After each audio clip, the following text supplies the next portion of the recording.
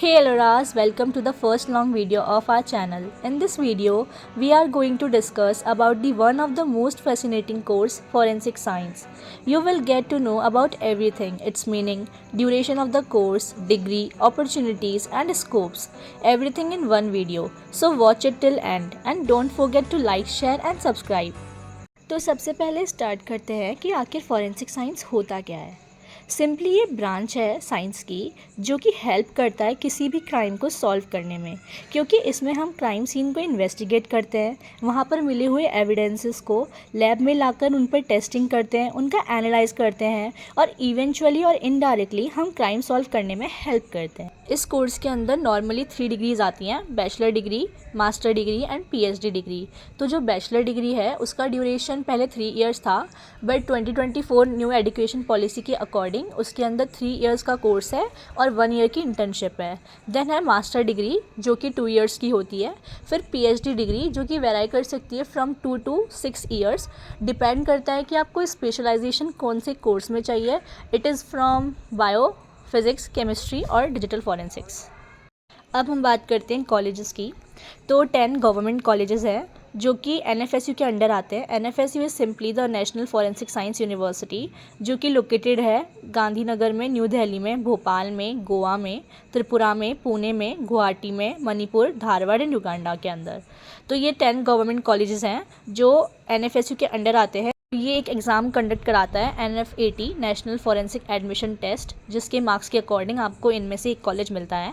उसके बाद state government colleges होते हैं जो कि महाराष्ट्र के अंदर हैं, जो कि लोकेटेड है मुंबई के अंदर, नागपुर के अंदर एंड औरंगाबाद के अंदर। Other government colleges are government Holkar science college, Sagar university and Bundelkhand university. और भी बहुत सारे कॉलेजेस हैं जिसके बारे में हम बात नहीं कर रहे हैं अभी, और ये सारे गवर्नमेंट कॉलेजेस हैं। हमने प्राइवेट कॉलेजेस के बारे में अभी बात नहीं की है।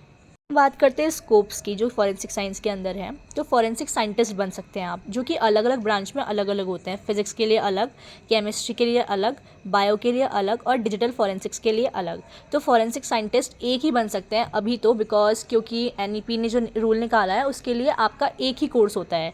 या तो आप फिजिक्स ले सकते हैं, या फिर केमिस्ट्री, या फिर बायो, या फिर डिजिटल फॉरेंसिक्स। आप चारों सब्जेक्ट्स एक साथ नहीं पढ़ सकते हैं according to 2024 new education policy.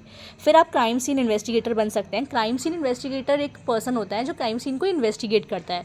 वो लैब में जाके किसी भी एविडेंस पे टेस्ट या एनालाइज नहीं करता है उसका, वो सिर्फ क्राइम सीन को इन्वेस्टिगेट करता है और वहाँ पे वो देखता है कि क्या कैसे सब कुछ हो रहा है।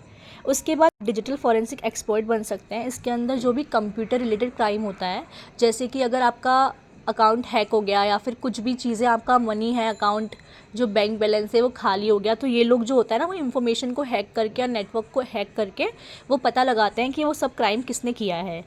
देन फॉरेंसिक साइकेट्रिस्ट, या फिर आप प्रोफेसर बन सकते हैं फॉरेंसिक की किसी भी ब्रांच में। अब बात करते हैं एग्ज़ाम्स की। तो 2 टाइप के एग्ज़ाम्स हैं। अगर आपको गवर्नमेंट कॉलेज में एडमिशन लेना है तो उसके लिए 2 एग्ज़ाम्स हैं, NFAT एंड AIFSET।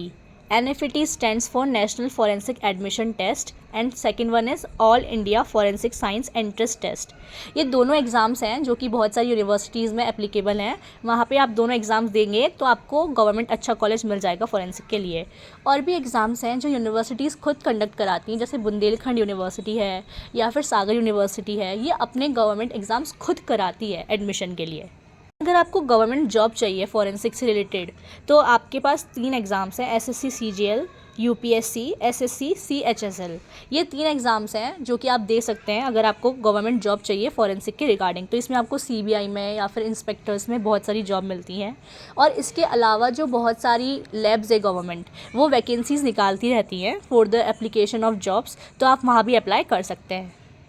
अब बात करते हैं सैलरी की, कि आखिर एक फॉरेंसिक साइंटिस्ट की सैलरी कितनी होती है। तो सबसे पहली जो स्टेज आती है जिसमें आप बिगिनर हैं, तो वहाँ पे 3 lakh to 4 lakh per annum होती है। अगर आपके पास बहुत सारा एक्सपीरियंस आ गया है, I mean from 3 to 4 years का एक्सपीरियंस अगर आपके पास है, तो आप एक प्रोफेशनल कहलाते हैं। तो आप वहाँ पे आपकी जो सैलरी होती है वो 5 lakh to 8 lakh per annum हो जाती है। फिर अगर आपने किसी में स्पेशलाइजेशन कर लिया, वो कोई सा भी हो, फिजिक्स का, केमिस्ट्री का, बायो का, डिजिटल फॉरेंसिक्स का, तो आपकी जो सैलरी होती है वो 9 lakh to 12 lakh per annum हो जाती है। तो that's it in this video. तो जो लोग सोचते हैं कि बिल्कुल स्कोप नहीं है, प्लीज़ ऐसा सोचना बंद कीजिए, क्योंकि बहुत स्कोप है एंड ये बहुत फैसिनेटिंग करियर भी है. So this is the enough information regarding the forensic science. If you want to know about the colleges, is it government और private, please let me know in the comment section. See you in the next video. Till then, stay tuned.